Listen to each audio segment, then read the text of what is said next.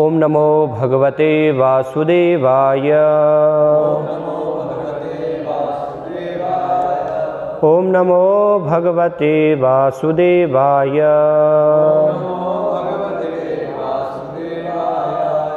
ओम नमो भगवते वासुदेवाय।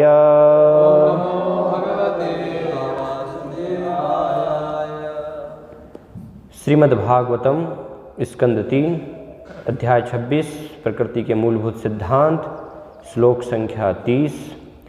संशयः अथ विपर्यासः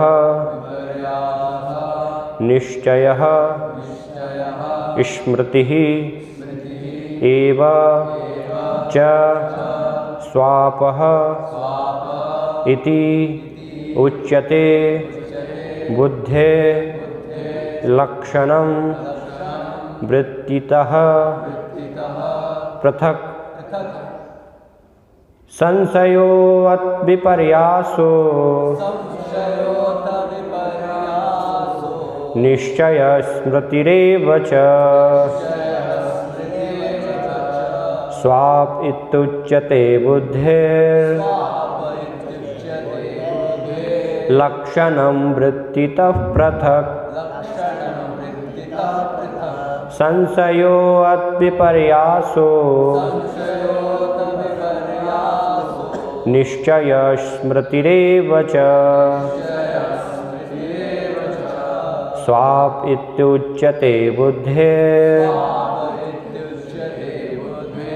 लक्षणं वृत्तितः पृथक्। संशयो विपर्यासो निश्चय स्मृतिरेव च स्वाप इत्युच्यते। बुद्धेर् लक्षणं वृत्तितः पृथक्।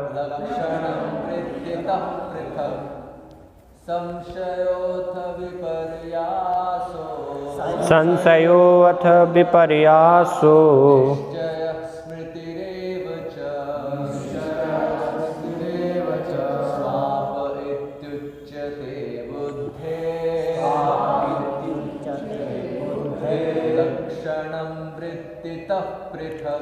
लक्षणं वृत्तितः पृथक्। संशयोऽथ विपर्यासो निश्चय स्मृतिरेव च स्वापित्युच्यते। बुद्धेर्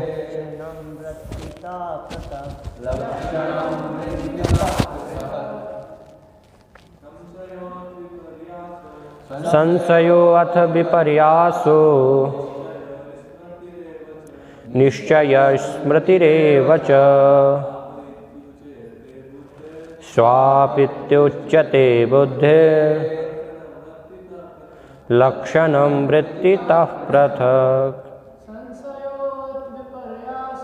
संशयोऽथ विपर्यासो निश्चय स्मृतिरेव च स्वापित्युच्यते। बुद्धेर् लक्षणं वृत्तितः पृथक्। माताएं संशयोऽथ विपर्यासो निश्चय स्मृतिरेव च स्वापित्युच्यते। बुद्धेर् लक्षणं वृत्तितः पृथक्। संशयः संदेह अथ तब विपर्यासः विपरीत ज्ञान निश्चयः सही ज्ञान स्मृति स्मरण शक्ति एव भी च तथा स्वापः निद्रा इति इस प्रकार उच्यते कहे जाते हैं। बुद्धेः बुद्धि के लक्षण वृत्तितः अपने कार्यों से पृथक भिन्न। अनुवाद तथा तात्पर्य श्री श्रीमद् अभय चरणारविंद भक्ति वेदांत स्वामी श्री प्रभुपाद जी के द्वारा। संदेह, विपरीत ज्ञान, सही ज्ञान, स्मृति तथा निद्रा ये अपने भिन्न भिन्न कार्यों से निश्चित किए जाते हैं और ये ही बुद्धि के स्पष्ट लक्षण है।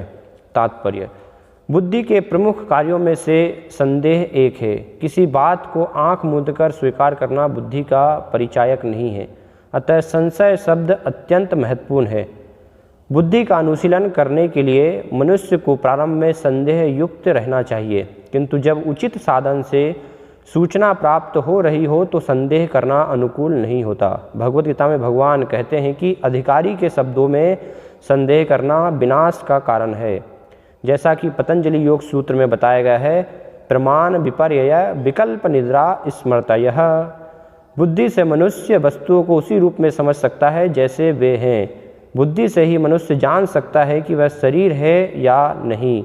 यह ज्ञान करना कि किसी की पहचान भौतिक है या आध्यात्मिक संदेहास्पद रहता है।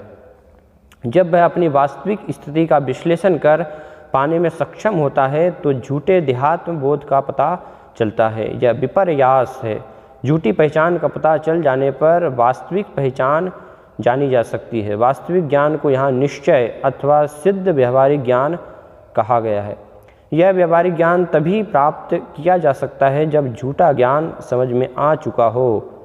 व्यवहारिक या सिद्ध ज्ञान से मनुष्य यह जान सकता है कि वह शरीर नहीं अपितु आत्मा है। स्मृति का अर्थ स्मरण शक्ति है और स्वाप का अर्थ निद्रा है। बुद्धि को क्रियाशील रखने के लिए निद्रा आवश्यक है। यदि निद्रा न हो तो मस्तिष्क ठीक से कार्य नहीं कर सकता। भगवद गीता में यह विशेष रूप से उल्लेख हुआ है कि जो लोग भोजन, नींद तथा शरीर की अन्य आवश्यकताओं को समुचित मात्रा में नियमित कर लेते हैं वे योग क्रिया में अत्यंत सफल होते हैं। ये बुद्धि के विश्लेषणात्मक अध्ययन के कुछ पक्ष हैं जिनका वर्णन पतंजलि योग पद्धति तथा कपिल के सांख्य दर्शन में श्रीमद् भागवत में हुआ है। ओम ज्ञानतिमिरान्धस्य ज्ञानञ्जनशलाकया चक्षुरुन्मिलितमेन तस्मै श्रीगुरुवे नमः। श्रीचैतन्यमनोभीष्टं स्थापितं येन भूतले स्वयं रूपकदा मह्यं ददाति स्वपदान्तिकं।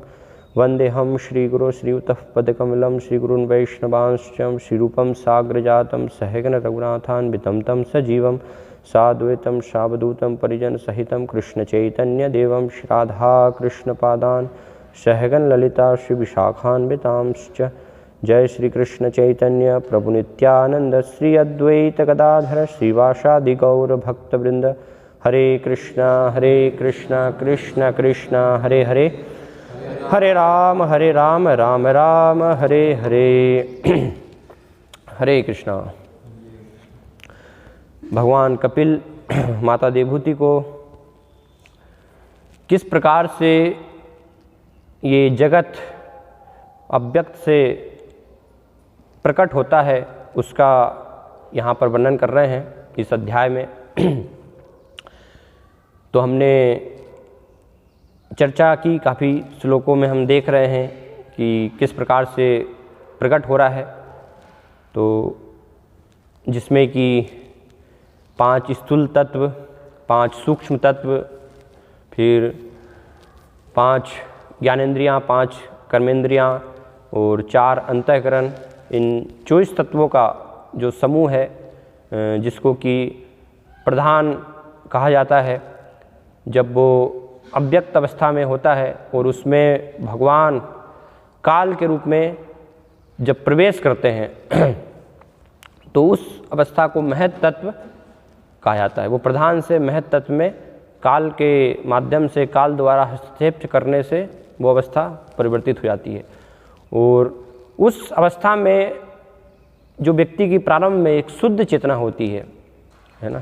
शुद्ध चेतना क्या है? जीवेर स्वरूप हो कृष्ण नित्यदास, भगवान की सेवा में लगा हुआ होना, ये ज्ञान होना कि मैं भगवान का सेवक हूँ, ये मेरी वास्तविक स्थिति है। तो वो शुद्ध चेतना होती है। लेकिन उसमें जब कलमश आता है, सबसे प्रारंभ में भगवान को भूलने के कारण कृष्ण भूलिया जीव भोग वांछा करे, निकटस्थ माया तारे जापटिए धरे। तो वहाँ से फिर उसकी चेतना कलुषित हो जाती है, जिससे मिथ्या अहंकार उत्पन्न होता है ना। और फिर हमने देखा कि कैसे मिथ्या अहंकार में प्रकृति जो कि 3 गुणों के अनुसार कार्य करती है, सतोगुण, रजोगुण और तमोगुण।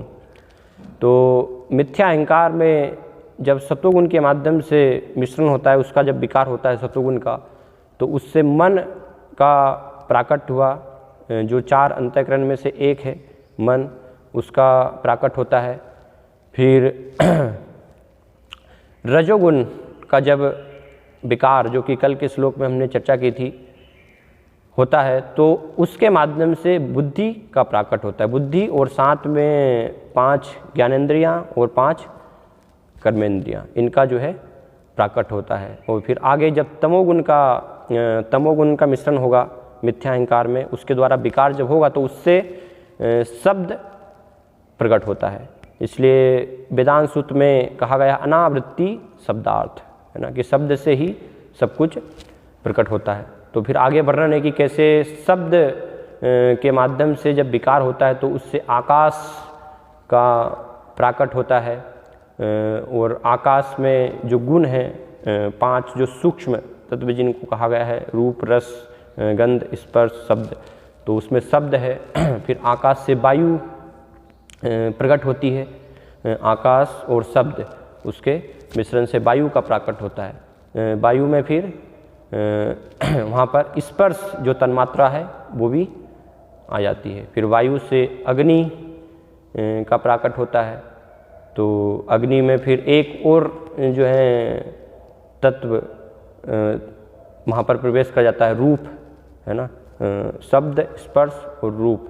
फिर अग्नि के द्वारा जो है जल का होता है प्राकट, तो जल में शब्द, स्पर्श, रूप और रस आ जाता है। और फिर जल से अगला जो 5वां जो तत्व है वो पृथ्वी, जिसमें रस के साथ फिर गंध भी प्रवेश कर जाती है। तो इस प्रकार से ये सारा जो है प्राकट होता है।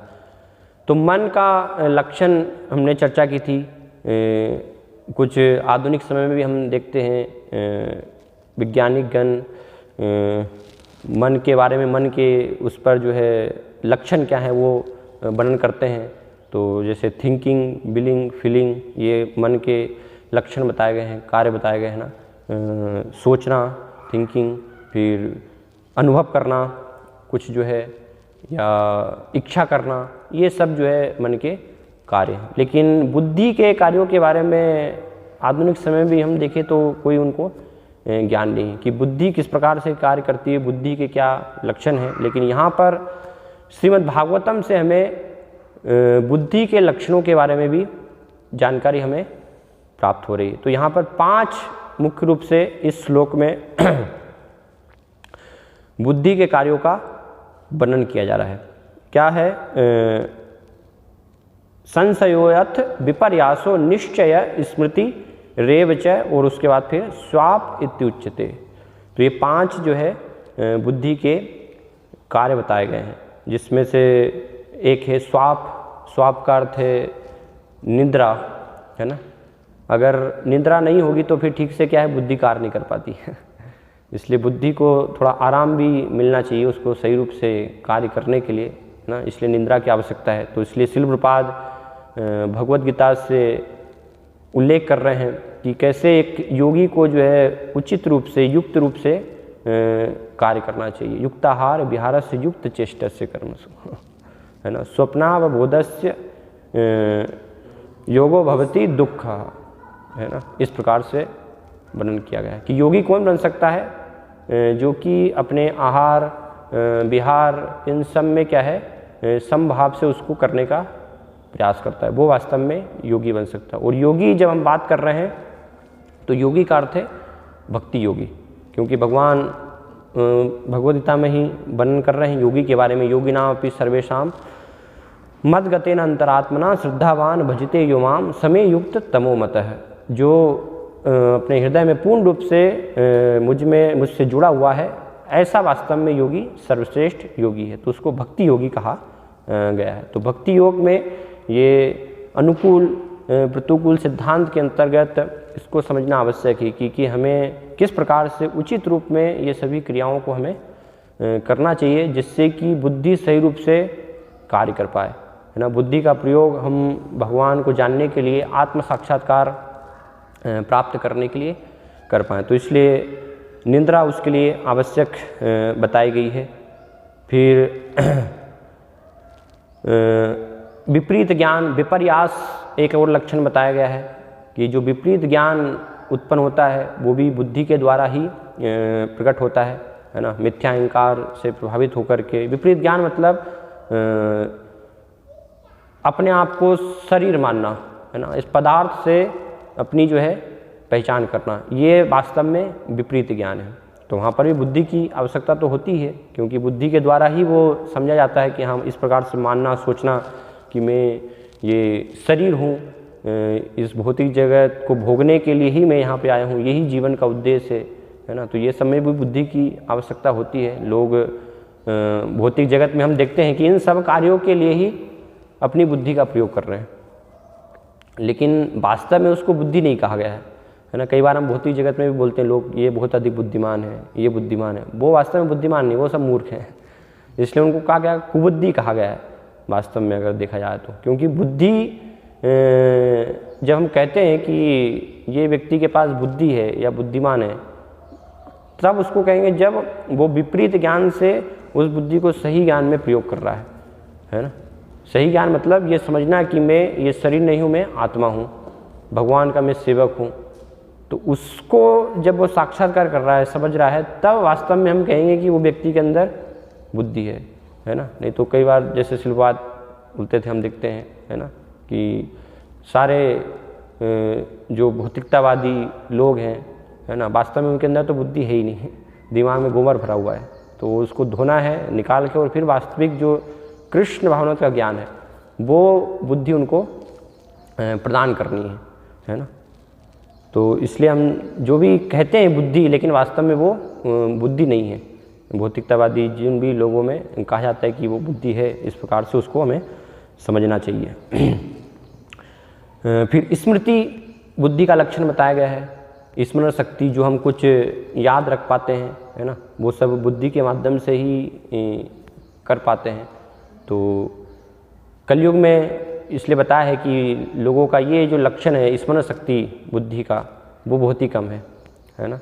जैसे जैसे कलयुग का प्रभाव होता है वैसे वैसे स्मरण शक्ति लोगों की कम होती जाती है। श्रीमद् भागवतम के 12वें स्कंद में वर्णन किया गया है, ततश्चानु दिनम धर्मम सत्यम सोचम क्षमा दया कालेन बलिना राजन नक्षरतायोर बलम स्मृति। वहाँ पर स्मृति शब्द आ रहा है कि कलयुग के प्रभाव से जो अच्छे गुण हैं, जिसमें से कि एक स्मृति भी है, जो कि वैदिक संस्कृति में उस समय सबके पास, या सतयुग में लोग स्मृतिधर होते थे, श्रुतिधर होते थे। एक बार जो भी पढ़ा सुना उसको पूर्ण रूप से वो अपनी बुद्धि के द्वारा याद रख पाते थे। लेकिन कलयुग के प्रभाव से लोगों की बुद्धि भी नष्ट हो जाती है ना। प्रथम स्कंद में भी वर्णन किया गया है, प्रायेण अल्पायुष सभ्य कलावस्मिन युगे जना मंदा सुमंद मतयो मंद भाग्या ही उपद्रता। कि कलयुग में लोग क्या है, मंदा सुमंद मतयो, है ना, बुद्धि बहुत मंद है, सब जो है डल हेडेड है, इस प्रकार से बात बोलते हैं, है ना। कि क्या हमने जो है 1 घंटे पहले किया वो भी वर्तमान में लोगों को याद नहीं रहता है। तो बहुत ही कम बुद्धि। इसीलिए जब देखा व्यास ने कि लोगों की कलयुग में जो है बुद्धि का विनाश हो गया, वास्तव में बुद्धि है ही नहीं, तो कैसे उनको बुद्धि प्राप्त हो, इसलिए उन्होंने जो है शास्त्रों की रचना की। जीवेर कृपाय कला कृष्ण वेद पुराण, है ना, जीवों पर कृपा करने के लिए कि वो बार बार पढ़कर सुनकर अपनी स्मरण शक्ति को पुनः वापस प्राप्त कर पाएँ, इसलिए सब शास्त्रों की रचना की गई कि जिससे कि हम इसको अध्ययन करें, बार बार सुने, है ना, जिससे हमारी स्मरण शक्ति का विकास हो, उनको बुद्धि में स्मरण में हम रख पाएँ। तो इस प्रकार से ये एक और तीसरा लक्षण स्मरण करना, कुछ भी याद रखना, ये बुद्धि का कार्य बताया। और जितना इसको बताया है कि हम भौतिक इंद्रिय भोग में लगेंगे, वास्तव में, उतना क्या है बुद्धि का विनाश होता जाता है ना। उतनी स्मरण शक्ति घटती जाती है। जितना हम इंद्रिय भोग में विशेष रूप से काम सुख में हम जितना प्रवृत्त हो रहे हैं, उतनी बुद्धि जो है हमारी नष्ट होती है, स्मरण शक्ति नष्ट होती जाती है। लेकिन जितना हम अपने जीवन में अनुभव कर सकते हैं कि कृष्ण भावनात्म में लगेंगे, इस भक्तिमय जीवन को जितना हम ग्रहण करेंगे और सारे जो अनर्थ हैं उनसे हम जितना अपने आप को दूर करेंगे, उतना धीरे धीरे बुद्धि का विकास होता है, हमारी स्मरण शक्ति बढ़ती है, उसमें वृद्धि होती है ना। ये सब हम अपने जीवन में अनुभव कर सकते हैं कि पहले की अपेक्षा और अब हम जो कृष्ण भाव में पालन कर रहे हैं तो किस प्रकार से बुद्धि जो है वो सूक्ष्म विषयों को भी वास्तव में जो कि भगवत विषय हैं, जो सूक्ष्म बताए गए, जिनको समझना जानना, वो सब भी हम इस प्रकार फिर आध्यात्मिक जीवन में लगने से वो स्मृति के द्वारा वो सब विषयों को भी अच्छे से समझ पाते हैं। तो स्मृति एक लक्षण बताया गया। फिर उसके बाद जो है बुद्धि के द्वारा ही निश्चय है ना, ये हम जो है कर पाते हैं। तो निश्चय जो है बहुत ही महत्वपूर्ण यहाँ पर ये लक्षण है बुद्धि का, क्योंकि कृष्ण भाव में विशेष रूप से इसकी बहुत ही आवश्यकता होती है ना। भौतिक जगत में भी कोई एक विशेष कार्य को करने के लिए निश्चय के साथ करने की आवश्यकता होती है, तभी अच्छे से भौतिक जगत में भी हम देखते हैं लोग कोई कार्य कर पाते हैं, है ना। वो अगर निश्चय नहीं है तो नहीं कर पाएंगे। इसलिए भगवान भगवता में कहते हैं व्यवसाय आत्मिका बुद्धि रेके है कुरु नंदन बहुशाखा अनंताश्च बुद्धयो अव्यवसायी नाम, कि जिसकी बुद्धि क्या है बहुत सारे अलग अलग शाखाओं में लगी हुई है, विभक्त है, तो ऐसा व्यक्ति कभी भी जो है निश्चय पर नहीं उसका एक लक्ष्य जो है नहीं हो सकता है, क्योंकि अलग अलग कार्यों में जो है वो विभक्त है, कभी भी उसको वास्तविक जीवन का लक्ष्य जो है प्राप्त नहीं हो पाएगा।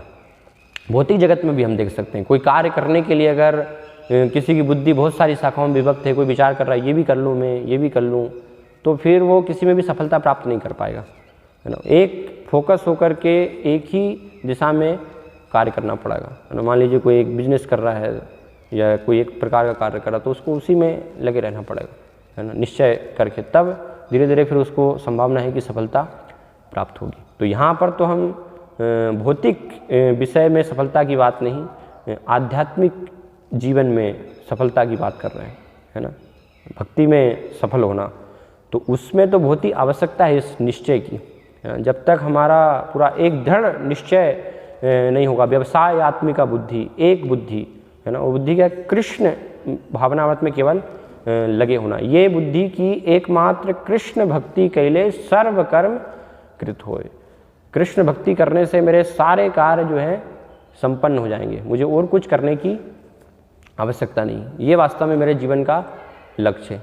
तो सभी तरफ से मेरा ध्यान हटा करके मुझे केवल एकमात्र जो है मेरा इसमें पूरा मेरा निश्चय होना चाहिए कि कैसे मुझे कृष्ण भाव में प्रगति करनी, कृष्ण प्रेम के स्तर तक पहुंचना है।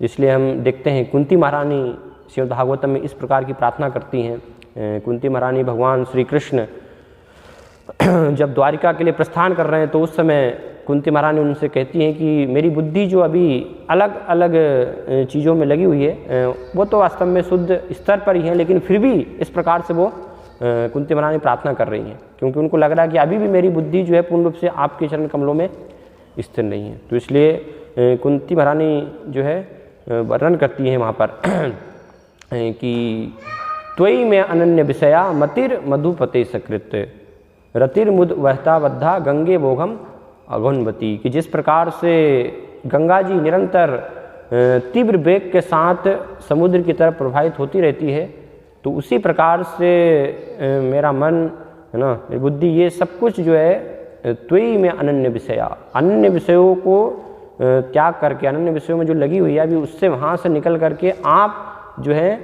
त्वयि, एकमात्र आपके चरण कमलों में उसको जो है स्थिर कर लिए। तो इस प्रकार से कुंती महारानी प्रार्थना करती हैं। तो ये व्यवसाय आत्मिका बुद्धि, है ना, बहुत ही महत्वपूर्ण है। तो उस श्लोक के तात्पर्य में भी श्री प्रभुपाद समझाते हैं कि कैसे एक आध्यात्मिक जीवन में प्रगति करने के लिए साधक को पूर्ण उसका निश्चय होना चाहिए इस व्यवसाय आत्मिका बुद्धि स्थिरता प्राप्त करने के लिए दृढ़ उसको जो है गुरु और शास्त्र में पूर्ण रूप से उसकी श्रद्धा होनी चाहिए, है ना। इसलिए उसकी शुरुआत होती है कहाँ से?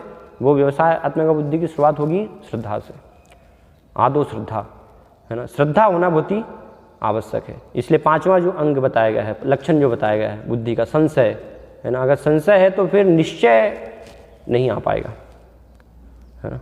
निश्चय को लाने के लिए कि गुरु मुख पद वाक्या चित्ते ते करिया एक क्या आर न करी हो मन आशा, और कोई मेरी जो है दूसरी आशा इच्छा नहीं होनी चाहिए, उसके लिए इस निश्चय पर जो है पहुंचना बहुत ही आवश्यक है। और रूप गोस्वामी भी अनुकूल सिद्धांतों में भक्ति के अपनी उपदेशामृत में इसका निश्चय का भी वर्णन कर रहे हैं। वहाँ पर उत्साह धैर्यात निश्चयात, है ना, कि उत्साह के साथ धैर्य के साथ ये पूरा निश्चय हमारा जो है होना चाहिए। तो उसके लिए ये श्रद्धा की बहुत ही आवश्यकता है, श्रद्धा से शुरुआत होगी। इसलिए भक्ति के लक्षणों में आदो श्रद्धा, है ना, श्रद्धा से हमारी शुरुआत होगी। श्रद्धा मतलब, श्रद्धा का अर्थ बताया गया, श्रद्धा शाब्दे विश्वास कहे सुदृढ़ निश्चय, है ना। वहाँ पर भी निश्चय फिर शब्द आ रहा है। क्या सुदृढ़ निश्चय? कृष्ण भक्ति के लिए सर्वकर्म कृत होए, कि एकमात्र जो है भगवान की भक्ति में लगने से ही वास्तव में मेरे सारे कार्य संपन्न हो पाएंगे, इसके अलावा मेरी जो है वो कोई भी गति नहीं हो सकती है। तो श्रद्धा जो है वो कृष्ण में, शास्त्रों में, गुरु के वचनों में विशेष रूप से हमारी जो है होनी चाहिए। लेकिन उसको ऐसा नहीं कि हमें अंधश्रद्धा जो है करनी है ना। इसीलिए बुद्धि का जो लक्षण है संशय एक करना, वो यहाँ पर बताएगा, उसका हमें प्रयोग करने की आवश्यकता है ना, जिससे कि हम वास्तव में किस प्रकार से हमें श्रद्धा विकसित करनी है वो समझ पाएँ। ऐसा नहीं कि कोई भी हम आँख बंद करके किसी भी गलत चीज़ में भी हमने श्रद्धा कर ली, तो वो श्रद्धा का कोई भी फिर लाभ नहीं होगा, है ना। बहुत सारे लोगों की भी अटूट श्रद्धा होती है, हम देखते हैं, है ना, अलग अलग जो है चीज़ों में, भक्ति के नाम पर भी अलग अलग चीज़ों में उनकी श्रद्धा होती है। किसी के मान लीजिए साईं बाबा में श्रद्धा, अटूट श्रद्धा है, नहीं यही भगवान है, तो वो तो शास्त्र के ज्ञान पर नहीं है ना, आधारित नहीं है ना वहाँ पर। इसलिए वास्तव में वो श्रद्धा निश्चय फिर वो बुद्धि का लक्षण कहा नहीं गया है, क्योंकि जब बुद्धि के ये सब लक्षणों की हम बात कर रहे हैं तो सबसे मुख्य जो है बुद्धि की जब बात कर रहे हैं, मतलब शास्त्र के आधार पर सही और गलत में निर्णय करने की जो है समझ, वो वास्तव में बुद्धि का एक मुख्य जो है कार्य वो होना चाहिए। तो ये सब जो प्रकट होंगे वो कैसे होंगे? शास्त्र के आधार पर होंगे।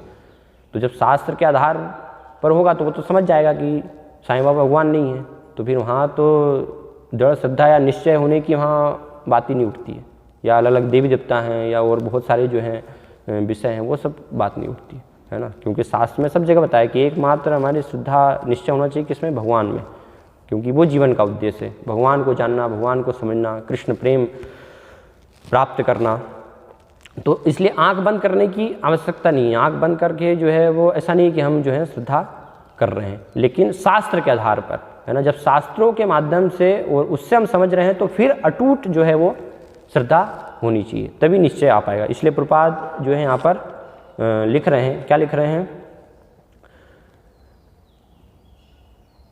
बुद्धि का अनुशीलन करने के लिए मनुष्य को प्रारंभ में संदेह युक्त रहना चाहिए, किंतु जब उचित साधन से सूचना प्राप्त हो रही हो तो संदेह करना अनुकूल नहीं होता। भगवान भगवता में कहते हैं कि अधिकारी के शब्दों में संदेह करना विनाश का कारण बनता है। तो जब एक परंपरा के माध्यम से, प्रमाणिक गुरु शिष्य परंपरा से जब हम ज्ञान प्राप्त हो रहा है, जब हम ग्रहण कर रहे हैं आत्मा के विज्ञान के बारे में, भगवान के बारे में जब हम जान रहे हैं, जीवन के लक्ष्य के बारे में, तो फिर वहाँ पर संशय नहीं होना चाहिए, वहाँ पर पूर्ण रूप से श्रद्धा होनी चाहिए। इसलिए बताया कि आदो श्रद्धा, ये श्रद्धा से जो है फिर भक्ति की शुरुआत होती है। जब हम गुरु और कृष्ण में, गुरु और कृष्ण जो है गुरु की परीक्षा करने के लिए, गुरु को जानने के लिए कि वास्तव में कौन गुरु है ना, वहाँ पर हमें संशय करने की आवश्यकता है, जानने की आवश्यकता है, शास्त्रों के आधार पर परख करने की। वो वहाँ पर अगर नहीं करेंगे हम, तो फिर किसी ढोंगी व्यक्ति को भी हम गुरु मान सकते हैं, स्वीकार कर सकते हैं, तो पूरा जीवन फिर हमारा नष्ट हो जाएगा, है ना। अगर हमने गलत श्रद्धा जो है बिठा ली, वहाँ पर हमें निश्चय नहीं किया तो, है ना। इसलिए वहाँ पर निश्चय करने की आवश्यकता है, संशय करने की आवश्यकता है ना। इसलिए सामान्य कहावत में भी कहा गया है कि पानी पियो छान कर, गुरु करो जान कर, है ना। पानी जो है हमेशा छन्नी लगा कर पीना चाहिए, जिससे कि कोई कचरा नहीं आ पाए। वो गुरु जो है जान करके, है ना, जिससे कि सारे ढोंगी गुरु जो है वो एक साइड में हो जाए तो वो बहुत ही आवश्यक है। लेकिन बाद में जब हम समझ गए हैं कि हाँ ये प्रामाणिक जो है कृष्ण से चली आ रही परंपरा में आ रहे हैं, तो वहाँ पर फिर संशय जो है नहीं होना, पूर्ण श्रद्धा फिर होनी चाहिए। वहाँ पर अगर फिर संशय है, पूर्ण श्रद्धा नहीं, तो वो क्या हो जाएगा, फिर विनाश का हमारा कारण बनेगा। भक्ति में उसके द्वारा फिर प्रगति जो है नहीं होगी। तो आदो श्रद्धा ततः साधु संग, फिर जो है उसके बाद वो श्रद्धा से ही साधुओं का हम अच्छे से संग कर पाएंगे। नहीं तो संग में रहते हुए भी वास्तव में संग नहीं होगा, है ना, इस प्रकार से। तो वो बहुत ही आवश्यक है ये श्रद्धा के सही अर्थ को वास्तव में समझना, कि श्रद्धा पूर्ण रूप से वचनों में होना। और कई बार हम देखते हैं फिर इस प्रकार से कि जो इस श्रद्धा के साथ, कोमल श्रद्धा के साथ स्वभाव में प्रारंभ में तो वो होती है, लेकिन भक्ति करने से, साधु के संग से धीरे धीरे जो है कोमल श्रद्धा एक दृढ़ श्रद्धा में परिणित होती है। और उस दृढ़ श्रद्धा में उसको परिणित अगर नहीं किया जाएगा तो फिर व्यक्ति एक नए स्तर से, है ना, एक प्रारंभिक स्तर से उसका ऊपर उठना बहुत ही कठिन है, ऊपर नहीं उठ पाएगा, वो भक्ति में प्रगति के स्तर को प्राप्त नहीं कर पाएगा।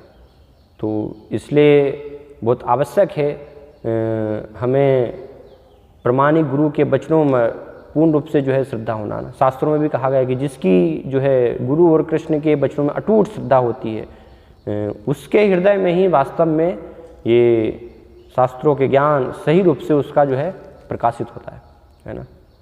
वो उसको जो है समझ पाता है, गुरु कृष्ण को वो प्रसन्न कर पाएगा। तो एक साथ जो है समान रूप से श्रद्धा होनी चाहिए। ऐसा नहीं कि किसी में हमारी है और किसी में नहीं है। और जब गुरु की बात कर रहे हैं हम तो गुरु सिर्फ दीक्षा ही गुरु नहीं, गुरु का अर्थ है शिक्षा गुरु भी उसके अंतर्गत आते हैं, है ना, जो परंपरा में आ रहे हैं। यहाँ पर हम जो है परंपरा की बात कर रहे हैं, है ना।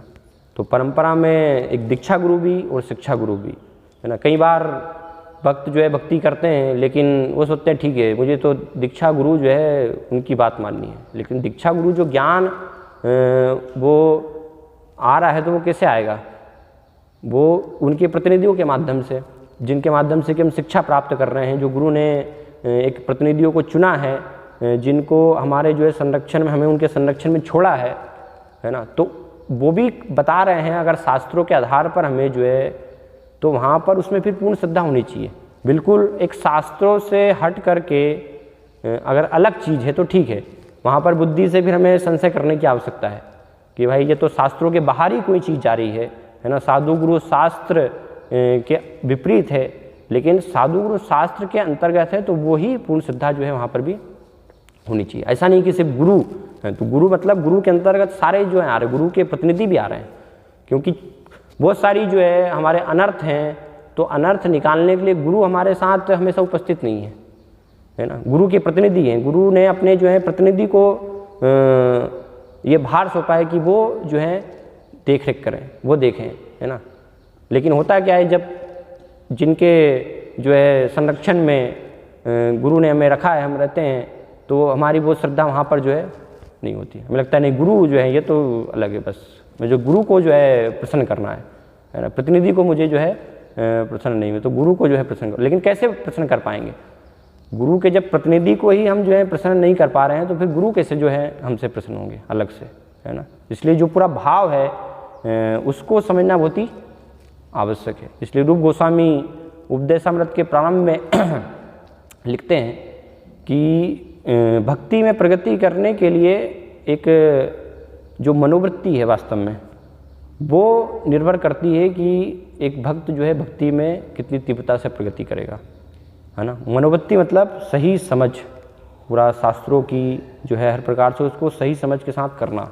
वो अगर नहीं है तो फिर कितना भी समय हम रह सकते हैं भक्ति में, हमें जो है 10 साल हो गए, 15 साल हो गए, हम हमेशा जो है नए स्तर पर ही रहेंगे। हम अपने आप को सोचते रहेंगे मैं तो अभी काफ़ी समय से हूँ, इतना समय मुझे हो गया, मैं वरिष्ठ हो गया हूँ, है ना। लेकिन हम नए स्तर पर ही हैं, क्योंकि हम वास्तव में वो और उसके कारण क्या होगा, वो शरणागति भी नहीं आ पाती है ना। वो श्रद्धा अगर नहीं है तो वो शरणागति कभी भी हमारे जीवन में नहीं आ पाएगी, है ना। वो ऐसे ही जो है बिना शरणागति के गाड़ी चलती रहेगी, लेकिन बिना शरणागति के हम भगवान को प्राप्त नहीं कर पाएंगे, कृष्ण प्रेम प्राप्त नहीं होगा, है ना। बीच में से हमारी जो है जो रास्ता हमें प्राप्त हुआ है कृष्ण प्रेम तक पहुंचने का, उससे कहीं ना कहीं एक समय के बाद हम जो है वो मार्ग से साइड में हम हट जाएंगे, शरणागति नहीं आने से।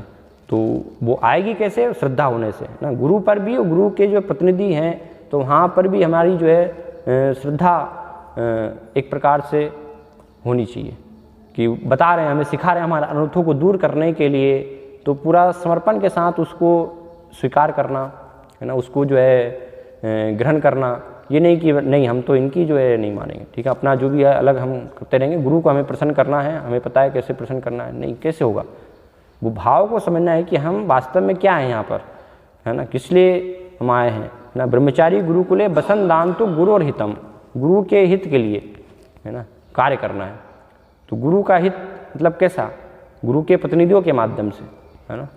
गोपीर भर्तु पद कमलयोर दास दासानुदास, है ना। ये बार बार हमें जो है उसको ग्रहण करने की आवश्यकता है, उसको सही रूप से समझने की आवश्यकता है कि हमारी स्थिति है भगवान के सेवकों की स्थिति। इसलिए हम देखते हैं महान महान आचार्य भी इस प्रकार से भगवान के भक्तों की जो है शरण ग्रहण करने के लिए प्रार्थना कर रहे हैं।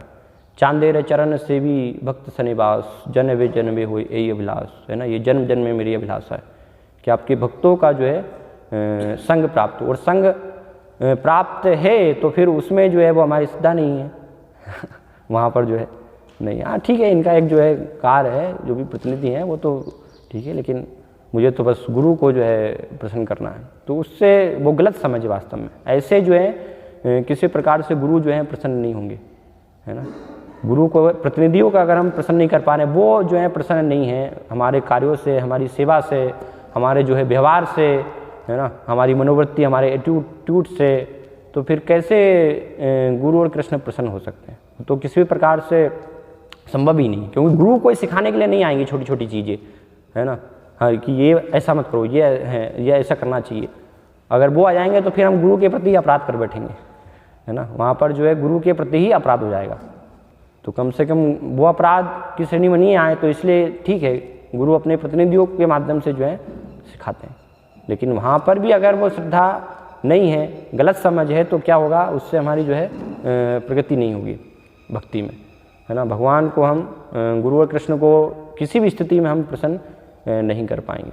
तो सेवक उस भाव को जो है ग्रहण करना, है ना। कई बार जैसे बाहर हम जाते हैं तो वो भावना भी हो सकती है तो कि जीवन में, है ना। कई बार ऑटो के पीछे आपने देखा होगा, वहाँ लिखा होता है सिर्फ तुम तो यहाँ पर जो है कृष्ण भाव में सिर्फ तुम नहीं, कितनी बार प्रभुपाद जो है बताते हैं, भगवान है, भगवान के साथ भगवान के सेवक है। लेकिन कई बार क्या लगता है ना, बाकी के ठीक है, जो भी है ये सब प्रतिनिधि हैं, चल रहा है, लेकिन गुरु बस एक, सिर्फ गुरु बस, मुझे उनसे संबंध है, उनको बस मुझे प्रसन्न करना है। नहीं, गुरु के प्रतिनिधि हैं, पहले उनकी बात मानो, आज्ञा पालन करो। वो जो देख रहे हैं स्पष्ट रूप से अनर्थों को हमारे, कि हमारा किस प्रकार से टूट है, नहीं हो रहा है, नहीं, हम तो बस अपना जो एक मन बना लिया है, बस मन के रथ पर सवार होकर के और उस धारणा बना ली है, तो उससे कार्य नहीं होगा, है ना। शुरुआत समझाते हैं कि भगवान के सेवक बनना मतलब ऐसा नहीं कि हम डायरेक्ट बस जाकर के और भगवान के सेवक बन जाएंगे इस प्रकार की मनोवृत्ति से, और बाकी जो भगवान के सेवक है सबको बोलेंगे आप हट जाओ, मैं आ गया हूँ भगवत धाम में, जो भी सब अर्जुन है, युधिष्ठिर महाराज, सब आप क्या आवश्यकता नहीं, वो मनोभावना के साथ कभी भी हम नहीं जा पाएंगे। तो हमें सोचना चाहिए कि युधिष्ठिर महाराज है और अर्जुन है, उनके सेवकों के सेवक, जो उनकी सेवा करने वाले हैं, जो जब युद्ध से वो आ रहे हैं तो उनको जो है मलहम लगाने वाले, है ना, और उनको कपड़े बनाने वाले, तो ऐसे सेवकों के सेवक भी हम बन पाएँ तो वो हमारे लिए सौभाग्य की बात होगी, है ना। ये नहीं, इनके जो है, इनकी सेवा मुझे जो है नहीं करनी है, तो बहुत नहीं, मुझे तो डायरेक्ट जो है, तो वो भावना से कभी भी वो स्तर फिर प्राप्त नहीं हो सकता है ना। तो वो हमें समझना है, उस भाव को जो है विकसित करने की आवश्यकता है। तो वो श्रद्धा जो है बहुत ही जरूरी है। यहाँ पर। फिर जो संशय एक यहाँ पर जो है बताया गया है, तो उसके बारे में भगवान कह रहे हैं, भगवद गीता में संशय के बारे में बताया गया है। और वास्तव में ये हम श्रद्धा नहीं होती है, ये संशय बना रहता है हमारा, है ना। यहाँ पर स्पष्ट रूप से प्रपात तात्पर्य बोल रहे हैं कि संशय प्रारंभ में होना चाहिए, ये निश्चय करने के लिए कि कौन प्रमाणिक है कौन नहीं है। लेकिन जब प्रमाणिक परंपरा के माध्यम से हमें ज्ञान प्राप्त हो रहा है, प्रमाणिक प्रतिनिधियों के माध्यम से, तो वहाँ पर संशय नहीं होना चाहिए। वहाँ पर अगर संशय तो वो शरणागति कभी भी नहीं आएगी। इसलिए हम देखते हैं कि शरणागति क्यों नहीं आ पाती वास्तव में।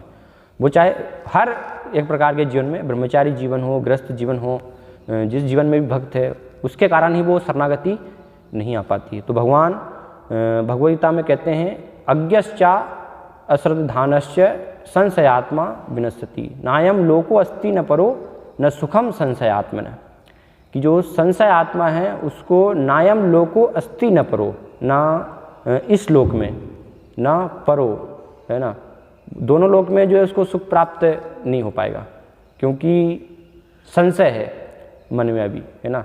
सारे संशय वास्तव में पूरी श्रद्धा के साथ, विनम्रता के साथ वो हमें क्लियर करने की आवश्यकता है ना, संशय से मुक्त होने की आवश्यकता। लेकिन बनाकर अगर रखा हुआ है, वो श्रद्धा पूर्ण रूप से विकसित नहीं हो रही है, तो कहीं ना कहीं विनाश होगा, उससे भक्ति में हमारी कभी भी प्रगति नहीं होगी। एक स्तर के बाद जो है वो उससे हमारा पतन होगा, है ना, हम विनाश को प्राप्त होंगे। इसलिए स्पष्ट रूप से भगवान कह रहे हैं संशयात्मा विनश्यति, है ना।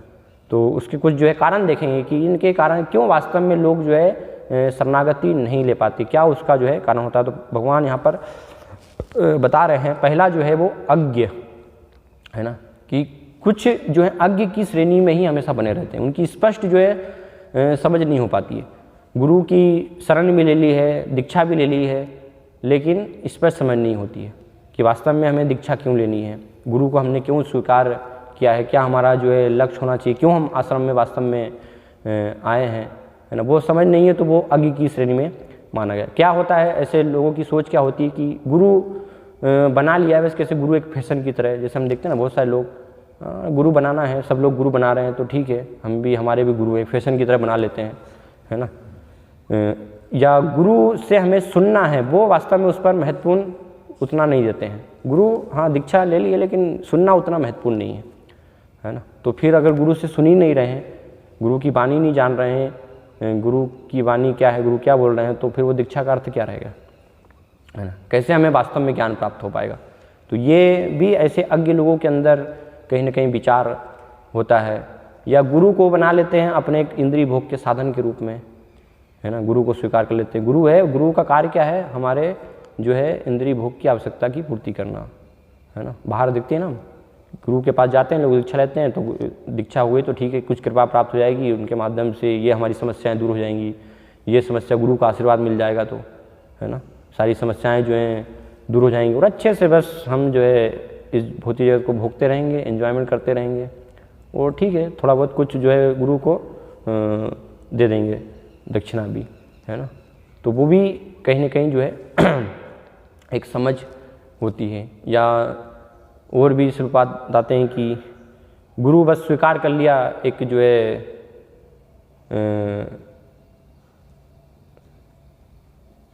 सेवक पालतू कुत्ते के जैसे बोलते हैं, इस प्रकार से गुरु जो है बना लिया, है ना, वो भावना होती है मुझे गुरु बनाना। वास्तव में गुरु जो है वो शिष्य को स्वीकार करते हैं। वो हमें समझना चाहिए कि हम तो इतने योग्य नहीं थे, लेकिन ये हमारे ऊपर महान कृपा हुई है कि ऐसे प्रमाणिक जो हैं कृष्ण के प्रतिनिधि ने मुझे जो है स्वीकार कर लिया, तो ये मेरे लिए सौभाग्य की बात है ना। कई बार वो विचार रहता है कि नहीं, मैंने जो है गुरु बनाया, तो मैंने इनके ऊपर कृपा कर दी कि मैं वास्तव में इनका शिष्य बनाऊँ है ना। वो नहीं होना चाहिए, है ना। ऐसे तो गुरु को फिर हम जो है वहाँ पर अपनी इच्छा पूर्ति में या अपने आदर्शों को करने में लगाते हैं, तो वो भी कहीं ना कहीं समझ जो है बनी रहती है। और ऐसे व्यक्ति जो अज्ञ की फिर श्रेणी में, तो ऐसे लक्षण उनके हम देख सकते हैं कि क्या होगा, उनकी जो है शिल प्रपात की पुस्तकें पढ़ने में, शिल प्रपात को सुनने में, या गुरु महाराज को जानने में, उनकी वाणी सुनने में कोई भी उनकी रुचि नहीं होगी, है ना।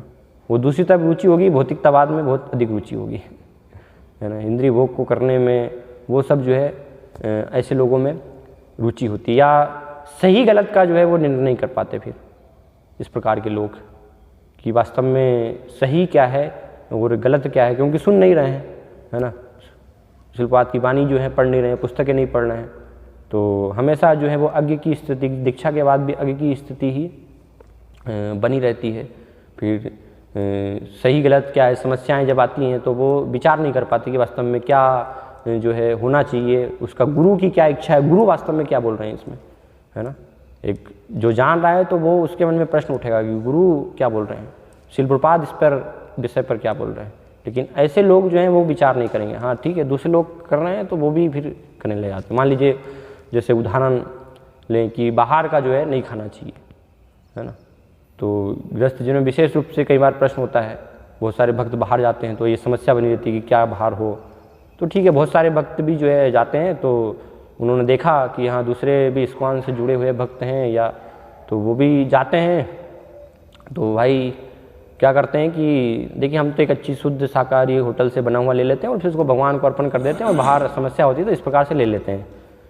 तो फिर दूसरों को जो बताते हैं उनके मन में भी अरे बहुत बढ़िया आइडिया है, ये तो आपका अच्छा विचार है ना। हमारे जीवन में भी ये सब समस्याएं आती हैं, हम भी कई बार जब जाते हैं तो फिर तो ले लेना चाहिए, है ना। या बहुत अच्छा आपने जो है बताया, इस प्रकार हम भी अब इस प्रकार से ही करेंगे। लेकिन गुरु और कृष्ण क्या कह रहे हैं वो जानने का प्रयास हम नहीं करते हैं, जानने का कि इसमें जो है इस स्थिति में गुरु और कृष्ण की क्या इच्छा वास्तव में, वो क्या बोल रहे हैं कि क्या हमें जो है करना चाहिए। दूसरे भक्त हैं वो क्या कर रहे हैं वो ठीक है, वो विचार जो है वहाँ पर नहीं करते। या और दूसरा अगर हम लें कि मान लीजिए बच्चों को जो है आधुनिक स्कूल में भेजना चाहिए नहीं भेजना चाहिए, है ना। इस प्रकार के भी जो हैं प्रश्न। तो गुरु की क्या इच्छा है, शिल प्रपाद जो है सब विषयों पर क्या बोल रहे हैं, वास्तव में वो एक शिष्य को जानने की इच्छा है। लेकिन आगे की श्रेणी में तो वो जानने का प्रयास नहीं करते हैं। हाँ, अपनी सुविधा के अनुसार जो दूसरे भक्तों से देखा सुना भले वो गलत कर रहे हों, है ना, तो वो हमें हमारे अनुसार अच्छा लग रहा है तो फिर वो उसको करने का प्रयास करते हैं। अज्ञ। फिर दूसरा जो है अश्रद्धानश्च, कि जिनकी जो है अश्रद्धा होती है, श्रद्धा नहीं है गुरु और कृष्ण के वचनों में, शास्त्रों में पूर्ण रूप से श्रद्धा नहीं है ना, तो उनका भी जो है विनाश होगा। वो भी कभी भी शरणागति के पूर्ण शरणागति के स्तर पर ऐसे व्यक्ति भी भक्त भी नहीं आ पाते हैं, क्योंकि अभी पूरी जो है श्रद्धा का विकास नहीं हुआ है ना। शास्त्रों में गुरु कृष्ण में वचनों में अश्रद्धा है। तो ऐसे भक्तों के जीवन में भी हम देख सकते हैं कई बार विचार आता है, जैसे विशेष रूप से गृहस्थ भक्त होते हैं तो ये तो गुरु जो हैं ब्रह्मचारी हैं, ये तो क्या है सन्यासी हैं सब, तो इनको व्यवहारिक जीवन के बारे में क्या अनुभव है। व्यवहारिक जीवन के बारे में तो हमें ज़्यादा पता है ना। ये थोड़ी ना कोई व्यवहारिक जीवन में जानते हैं, इन्होंने सब जो है गृहस्थ जीवन में है तो जो व्यवहारिक जीवन में समस्या आ रही है वो इनको थोड़ी ना ज्ञान है। इसलिए बस इनका तो उपदेश देने का जो है कार्य है, बाकी जो पालन करना है जो देखना है वो तो हमें विचार करने की आवश्यकता है। तो वो लेकिन गलत समझे, फिर गुरु हमने क्यों स्वीकार किए, गुरु की आवश्यकता, गुरु जो है नहीं जानते हैं, वो श्रद्धा नहीं है कि हाँ गुरु को बस कुछ चीज़ें पता है व्यवहारिक जीवन के बारे में पता नहीं। ठीक है, उन्होंने जो है उसको अनुभव नहीं किया है, लेकिन शब्द प्रमाण के आधार पर उन्होंने जो है श्रवण किया है, वो श्रवण कर रहे हैं सही स्रोत से। तो इसलिए एक प्रथम श्रेणी का जो व्यक्ति होता है वो श्रवण करके ही समझ जाता है, उसको अनुभव करने की आवश्यकता नहीं होती है। तो ये सोचना कि नहीं इन्होंने तो अनुभव नहीं किया है तो ये हमें क्या मार्गदर्शन देंगे, नहीं, उन्होंने जो है सुना है परंपरा के माध्यम से, इसलिए वो हर प्रकार से आपको जो है हर क्षेत्र में वो आपको अनुभव दे सकते हैं। ऐसा नहीं सोचना चाहिए कि नहीं गृहस्थ जीवन में बहुत सारी चीज़ें तो वो हमें क्या, तो वो तो हमें ही विचार करना है। या शिल प्रपाद ने तो सब शिक्षाएं दी हैं, ठीक है, शास्त्रों में तो उस समय के लिए थी, तो अभी तो समय बदल गया है, तो अभी तो हमें विचार करने की आवश्यकता है अलग से, है ना, वो तो हमें ही विचार करना पड़ेगा। नहीं, शिल प्रपाद जो है भविष्य को जानने वाले हैं, वो हमें समझना है। सरकार लग गए तो वो 10,000 सालों तक के लिए उन्होंने क्या होने वाला है वो हमें प्रदान कर दिया। वो पूर्ण श्रद्धा हमारी जो है होनी चाहिए, वो सब नहीं है तो फिर हम देखते हैं कि वो शरणागति नहीं आ पाती है और उसके द्वारा फिर भक्ति में प्रगति नहीं होती है ना। तो अश्रद्धा ये जो है इस प्रकार से बनी रहती है। हर चीज़ में जो है मार्गदर्शन नहीं लेना, वास्तव में कुछ चीज़ों में ठीक है हम पूछ लेंगे, लेकिन कुछ चीज़ तो अपने मन से करेंगे। नहीं, एक शिष्य के लिए जो है जब हम गुरु को स्वीकार कर रहे हैं, मतलब हर एक छोटी से छोटी चीज़ में कि क्या हमें करना है ना, वहाँ पर फिर मन से करने का सवाल ही नहीं उठता है। मन के रथ पर जो है चढ़ करके और घूमना वो सब छोड़ देना चाहिए। फिर वहाँ पर मनोरथे आस्तो धावतो वही, नहीं तो भागते ही रहेंगे हम, है ना, मन के रथ पर सवार होकर के। कभी फिर जो है भक्ति में स्थिरता निश्चय नहीं आ पाएगा। उसके लिए हर चीज़ में हमें जो है गुरु से, कृष्ण से, उनके प्रतिनिधियों से जो है मार्गदर्शन लेने की आवश्यकता है। ऐसा नहीं कि बस कुछ चीज़ में ले लेंगे, कुछ चीज़ में ठीक है वो तो हम ही विचार करेंगे। हर चीज़ में हमें जानने की आवश्यकता है। ये उसको वास्तव में शिष्य जो है कहा गया है, उसको शरणागति कही गई। फिर उस शरणागति से जो है प्रगति होगी, है ना। तो अज्ञ अश्रद्धानस्य, और तीसरा जो है ये संशय आत्मा, है ना। तो संशय जो है बहुत ही खतरनाक है, संशय करना आवश्यक है। संशय शास्त्र के विरुद्ध अगर कुछ चीज़ लग रही तो ऐसा नहीं कि हमें आंख बंद करके ही हर चीज़ को स्वीकार करना है ना, तो वो भी सही स्थिति नहीं है, आंख बंद करके हर चीज़ को जो है स्वीकार कर लेना। लेकिन जहाँ पर आवश्यकता नहीं है वहाँ पर भी संशय करना, तो वो क्या हो जाएगा, उससे फिर विनाश हो जाएगा। और ऐसे फिर संशय करने से क्या होगा, वो मनोवृत्ति भी जो है परिवर्तित हो जाती है ना। फिर हम अपराध भी करने लगते हैं, निंदा करने लगते हैं, वो सब चालू हो जाता है ना। पूर्ण रूप से उसका निवारण कहाँ करना चाहिए हमें, मान लीजिए संशय आया तो उसका निवारण हमें उपाय होना चाहिए, तुरंत उसका निवारण किया जाए। लेकिन निवारण न करके फिर क्या हो जाता है, हम अपने आप को ही जो है स्वयं को महान समझ करके फिर जो है जिसमें भी हमें कुछ त्रुटि दिखी बस, तो फिर उसको और बड़ा चढ़ा करके जो है फिर सब जगह सारे जगत में उसका जो है बखान करते फिरेंगे।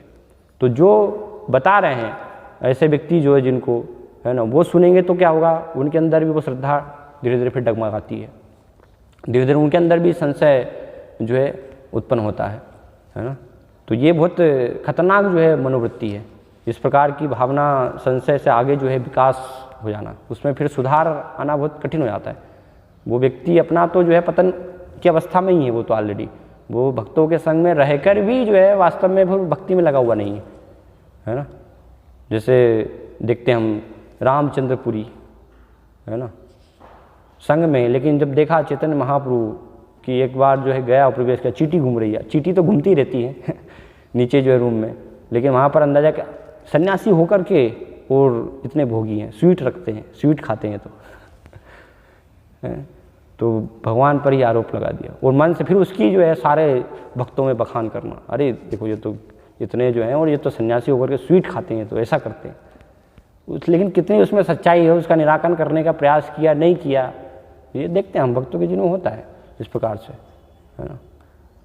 तो उससे क्या होगा, वो फिर दूसरे को बताएंगे, दूसरे अगर हम सुन रहे हैं तो फिर हमारा भी क्या होगा, उनके अंदर भी श्रद्धा डगमगाएगी, है ना, संशय हो जाएगा उनके अंदर भी। तो ये ऐसे जो व्यक्ति हैं, ऐसे भक्त हैं, बहुत वो गलत जो है मनोवृत्ति वहाँ पर जो है होती है। तो अपना तो विनाश करते ही हैं, दूसरे जो है उसका भी विनाश होता है ना। इसलिए सावधान रहने की आवश्यकता है, विशेष रूप से ऐसी मनोवृत्ति वाली भक्तों से, है ना। उनको हाथ कभी आ रहे हैं सुनाने तो हाथ जोड़ना चाहिए, ठीक है मुझे दूसरा कार्य अभी मैं बाद में जो है सुनूंगा, है ना। नहीं तो फिर वो निंदा जो है एक के बाद एक जो है चालू हो जाती है ना। बस करना है, कुछ ना कुछ त्रुटि जो है निकाल करके वहाँ पर उसका जो है बखान करना, निंदा करना है ना। शुरुआत बताते हैं दो प्रकार के, क्योंकि वो वास्तव में मधुमक्खी जो है शहद पे बैठने वाली बनने का प्रयास नहीं करते, वो घाव पर ही जो है कचरे पर बैठने वाली मक्खी जो है बनना चाहते हैं, है ना। जो कूड़े में जो कचरा में जो बैठता है कौवा, ऐसा जो है वो बने रहना चाहते हैं, हंस जो है नहीं बनना चाहते, शुद्ध सही चीज़ को, सार को वास्तव में ग्रहण करना। तो ऐसे वो सुनने से इसलिए बताए कि निंदा करना और निंदा सुनना तो वो भी एक प्रकार का अपराध है ना। एक भक्त, एक वैष्णव की जो है सुनना, तो उससे जो सुन रहे हैं फिर उनके अंदर भी जो है वो धीरे धीरे एक संशय का विकास होता जाता है। तो उनकी भी श्रद्धा धीरे धीरे फिर कमज़ोर जो है होती जाएगी। जैसे रामायण में उदाहरण आता है केकई की तो बहुत श्रद्धा थी भगवान राम में, बहुत प्रेम था, लेकिन बुद्धि कुटिल कैसे हो गई, मंथरा के द्वारा।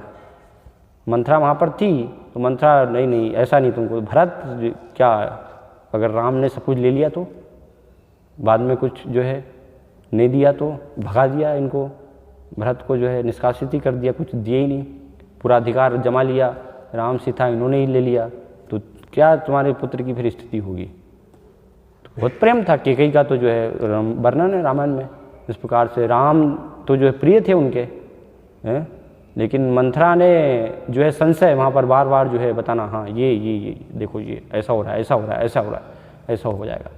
तो उससे क्या हुआ, पूरी जो है बुद्धि फिर कुटिल हो गई, वो श्रद्धा चली गई। फिर वहाँ पर जो है वो श्रद्धा चली गई भगवान राम के प्रति, और उसके परिणाम स्वरूप फिर हम देखते हैं कि 14 वर्ष वनवास और ये सब जो है कैकेयी ने वहाँ पर मांग लिया।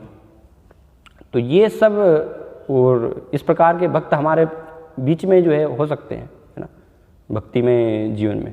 तो सावधान रहने की आवश्यकता है, हमें जो है बचने की आवश्यकता है, क्योंकि अपना तो वो विनाश करेंगे ही, हम उस चीज़ को सुन रहे तो वो उससे जो है फिर हमारा भी विनाश होगा, हमारी भी श्रद्धा जो है डगमगाएगी, हमारे अंदर भी संशय उत्पन्न हो जाएगा, और फिर उसको कभी भी जो है फिर ठीक इस प्रकार से नहीं किया जा सकता, है ना। एक बार जो है वो हम आ गए तो वो श्रद्धा अगर नहीं है तो वो संशय हमेशा जो है बना रहेगा, और वो फिर संशय सिर्फ प्रतिनिधि पर नहीं, उसके माध्यम से धीरे धीरे फिर गुरु पर भी संशय हो जाता है ना, कि गुरु भी वास्तव में जो है सही कर रहे हैं, इनको भी ज्ञान पता है नहीं है, क्योंकि वो स्वयं को ही महान मानते हैं ना। फिर ऐसे व्यक्ति तो सोचते बस मैं ही सर्वश्रेष्ठ हूँ, मैं ही महान हूँ, बाकी कोई जो है श्रेष्ठ नहीं है। तो इसलिए यहाँ पर बताया कि बुद्धि का जो है सही रूप से हमें प्रयोग करने की आवश्यकता है। श्रीपाद एक इसी जीवन में हमें जो है ये कृष्ण प्रेम प्राप्त करने की आवश्यकता है, नहीं तो क्या होगा, कई जो है प्रपात बताते हैं मिलियंस ऑफ गैप, है ना। अगर सही रूप से हमने जो है नहीं लगाया तो कई जीवन का जो है गैप हो सकता है, हमें पता नहीं है कि दोबारा से जीवन प्राप्त हो नहीं प्राप्त हो, है ना। तो अवसर प्राप्त हुआ है भक्तों के संग में रहने का, लेकिन वहाँ पर जो है सावधान रहने की आवश्यकता है ना, इसलिए साधु सावधान, है ना। तो सही रूप से हमें जो है बुद्धि के द्वारा शास्त्रों को समझने की, भक्तों का सही रूप से संग करने की आवश्यकता है, और वो श्रद्धा का जो है विकास करने की आवश्यकता है। जहाँ पर आवश्यकता वहीं पर हमें संशय करना है, ऐसा नहीं कि हर चीज़ में बस संशय हम करने लगे, और उसका ठीक है उठा भी संशय तो उसका वरिष्ठ भक्तों से निराकरण करने की आवश्यकता है, लेकिन निराकरण करने की जगह फिर उसका जो है सबको बखान कर रहे हैं, हाँ ये है निंदा, तो वो और ज़्यादा फिर वास्तव में विकृत स्थिति है ना। जिनकी हम कर रहे हैं उनका पतन नहीं होगा, लेकिन हमारा जो है वास्तव में उससे पतन होगा। तो ये समझना चाहिए, सही एक मनोवृत्ति हमें जो है पूरा इस कृष्ण महात्म्य आंदोलन में विकसित करने की आवश्यकता है कि हम क्यों हैं, है ना। शिवपाद की कृपा हमें जो है प्राप्त हुई है, तो कैसे हम उस कृपा को सही भावना में, सही चेतना में जो है ग्रहण करें, जिससे कि हमारे जीवन को लाभ हो पाए, है ना, ये मनुष्य जीवन को हम सफल कर पाएँ। वो सही चेतना नहीं है तो फिर इस कृष्ण महात्म्य आंदोलन में रहते हुए भी हम कहीं ना कहीं भक्ति का सही रूप से विकास नहीं कर पाएंगे, है ना। हमारा जो है वो पतन होगा, ये निश्चित है, क्योंकि भगवान यहाँ पर जो है ये गारंटी दे रहे हैं, संशय आत्मा विनश्यति। तो इसलिए इस श्लोक में ये बुद्धि के 5 जो है अलग अलग प्रकार से ये सब लक्षण बताए गए हैं। तो इनको हम जो है सही रूप से बुद्धि को लगा करके, अपने मन को और इंद्रियों को कंट्रोल करके, उनको भगवान की सेवा में लगा करके, कैसे उनके प्रतिनिधियों के माध्यम से, प्रतिनिधि की सेवा करने के माध्यम से, तो उससे फिर हम गुरु और कृष्ण को जो है अच्छे से प्रसन्न कर पाएंगे, और इस प्रकार से हमारा जीवन सफल हो पाएगा। हरे कृष्णा। तो यहाँ पर विराम देंगे। कोई प्रश्न है किसी का? हाँ, गुरु के बहुत सारे प्रतिनिधि होते हैं, किसी की गुरु की एक प्रतिनिधि के प्रति श्रद्धा विकसित होती है, एक प्रतिनिधि और एक के प्रति जो है नहीं होती है, तो उस स्थिति में मतलब तो क्या करना चाहिए? ये प्रतिनिधि है, ये गुरु साधु शास्त्र को जो है एजिटीज जो है फॉलो कर रहा है, और मतलब यहाँ एक जगह है और वो है गुरु साधु शास्त्र को पूरी तरह से जो है पालन नहीं हो पा रहा, ऐसा किसी मन में आ सकता है। हाँ, तो यस, तो जो प्रश्न यहाँ पर है कि गुरु के एक प्रतिनिधि जो हैं तो उनके प्रति हमारी जो है श्रद्धा हो रही है, और एक प्रतिनिधि के प्रति जो है श्रद्धा हमारी नहीं है। तो ठीक है, जो प्रतिनिधि के प्रति हमारी जो है श्रद्धा है तो उसको जो वो बता रहे हैं फिर वहाँ पर पूर्ण रूप से हम श्रद्धा है कि हाँ स्वीकार कर रहे हैं, तो वो उसको हमें पूर्ण रूप से स्वीकार करें। सारे जो आदेश हैं फिर हम उसको वहाँ पर स्वीकार करें, है ना।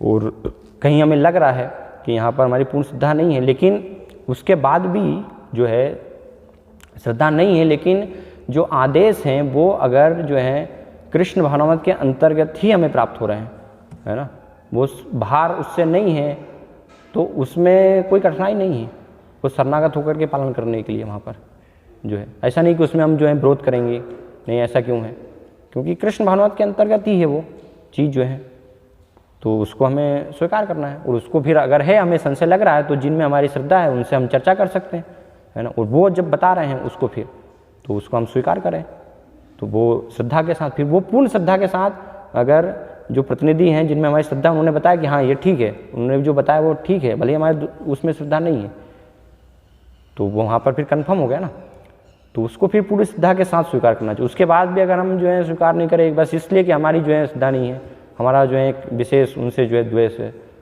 कुछ है, तो वहाँ पर फिर वो सही विचार नहीं, सही स्थिति नहीं है, सही मनोवृत्ति नहीं।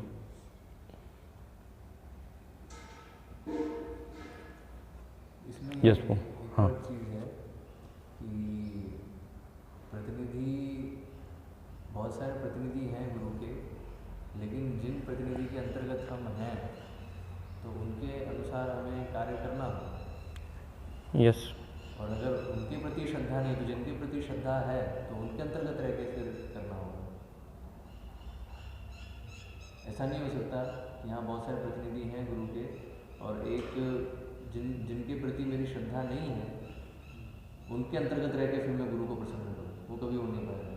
तो जिनके प्रति श्रद्धा है तो उनके अंतर्गत रह के फिर हमें फिर सेवा में लगना चाहिए। हाँ वो बहुत ही आवश्यक है कि एक श्रद्धा जो है हमें बनानी पड़ेगी, है ना। वो हमें लग रहा है यहाँ पर नहीं है तो ठीक है, जहाँ पर हमें लग रहा है कि ये हमारी श्रद्धा है तो उनके अंतर्गत रह के फिर वहाँ से हम सेवा, तो सही रूप से फिर विकास भी हो पाएगा हमारा। नहीं तो हमेशा जो है हमारा मन विचलित रहेगा, हम भक्ति में सेवाएं जो है ठीक से नहीं कर पाएंगे, तो वो स्थिति फिर अच्छी नहीं है, तो वो निर्णय करने की आवश्यकता है। कभी कभी सेवाएं हम देते हैं तो कुछ भक्त कहते हैं कि आप जैसा कहा है वैसा करिए, कभी कभी ऐसे थोड़ा बुद्धि का उपयोग करिए। तो कब बुद्धि का उपयोग करना और कब कभी कंफ्यूजन हो जाता है कि कहीं कुछ कर दिया जो अथॉरिटी को पसंद नहीं आता, कभी कभी सामने नहीं कहा था जैसे कहा वैसे ही करिए, और कभी कभी लगता है कि और अच्छे से भी कर सकते हैं, तो थोड़ा कभी कभी असमंजस हो जाता है कि क्या करना चाहिए। वो अलग अलग स्थिति पर डिपेंड करेगा फिर, है ना। वहाँ पर जो अलग स्थिति के अनुसार बुद्धि का जो है प्रयोग करने की आवश्यकता है। मान लीजिए एक उदाहरण है कि आपको जो है सफाई करने की अब सेवा दी है ना, तो सफाई जो है करना है, तो सफाई के अंदर बहुत सारी चीज़ें फिर देखने की योग्य है।